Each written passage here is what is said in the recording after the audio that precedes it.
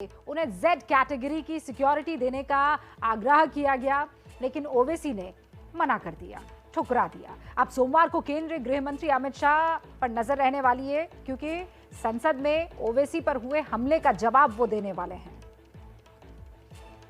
आखिर ये कौन लोग हैं जो गोली पर भरोसा करते हैं, बैलेट पर नहीं करते?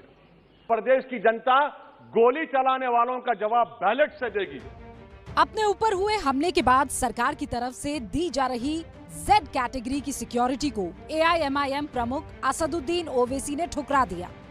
मैं जेड कैटेगरी सिक्योरिटी नहीं चाहिए, मैं हरगिज नहीं चाहिए, मुझे जेड कैटेगरी नहीं चाहिए, मैं रिजेक्ट करता हूं। आप इंसाफ करिए सर, उस पर यूएपीए लगाइए। और इनके दिमाग कौन है? सरकारी सुरक्षा तो ओवैसी ठुकरा चुके हैं, लेकिन अब वो जल्दी ही गृह मंत्री अमित शाह को इसे लेकर चिट्ठी लिखने वाले हैं। इसमें ओवैसी गृह मंत्री से अपने खर्चे पर बुलेट प्रूफ गाड़ी रखने की मांग करेंगे। इसके अलावा एक लाइसेंसी हथियार रखने की भी अनुमति मांगेंगे। ओवैसी पर हुए हमले पर केंद्र सरकार की तरफ से सदन को बताया गया कि सोमवार को खुद केंद्रीय गृह मंत्री अमित शाह इस पर लोकसभा में जवाब देंगे। पूरी गंभीरता से इस विषय के ऊपर कार्रवाई चल रही है। माननीय गृह मंत्री जी सोमवार को, आज वो दिल्ली में नहीं है, सोमवार को इस विषय में विस्तार से सदन को अवगत कराएंगे। अपने भाषण के बाद एबीपी न्यूज से खास बातचीत करते हुए ओवैसी ने कहा कि उन्हें उम्मीद है कि जब अमित शाह लोकसभा में बयान देंगे तो कट्टरवाद पर भी बोलेंगे। मैं उम्मीद करता हूं कि वो मेरे इस रेडिकलाइजेशन पॉइंट का नोट लेंगे और एमएचए के इंटरनल सिक्योरिटी के डिवीजन में वो दूसरे रिलीजन्स के मानने वालों के रेडिकलाइजेशन और उनके काउंटर रेडिकलाइजेशन का इंतजाम करेंगे। आपको बता दें कि ओवैसी पर गोली चलाने वाले दोनों आरोपी सचिन और शुभम को 14 दिन की न्यायिक हिरासत में भेज दिया गया है। हापुड़ के 86 टोल पर असदुद्दीन ओवैसी की कार पर गोली चलाने के दोनों आरोपियों सचिन और शुभम को 14 दिन की न्यायिक हिरासत में भेजा गया है।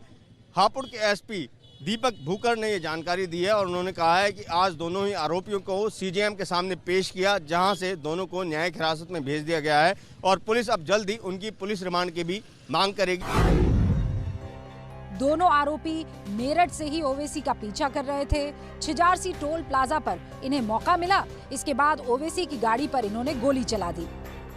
हापुड़ पुलिस से जो हमारी बात हुई है उसके मुताबिक उन्होंने ये जानकारी दी है कि अब तक इन दोनों से हुई पूछताछ में यही खुलासा हुआ है कि ये लोग जो ओवैसी हैं उनकी जो स्पीच है उसको लेकर काफ़ी ज़्यादा गुस्से में थे, काफ़ी ज़्यादा खफा थे और इसी वजह से उन्होंने सांसद महोदय पर गोलीबारी की।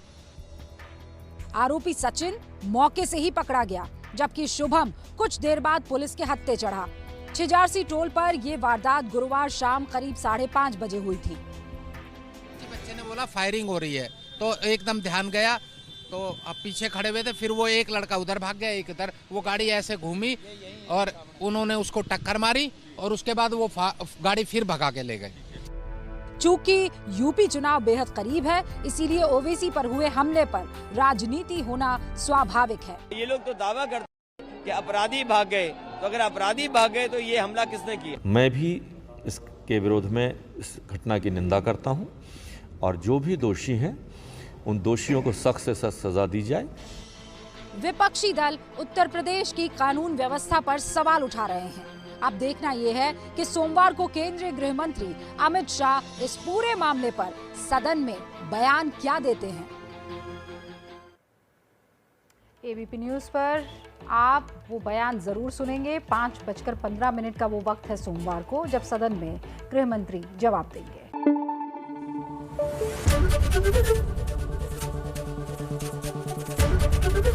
एबीपी न्यूज आपको रखे आगे।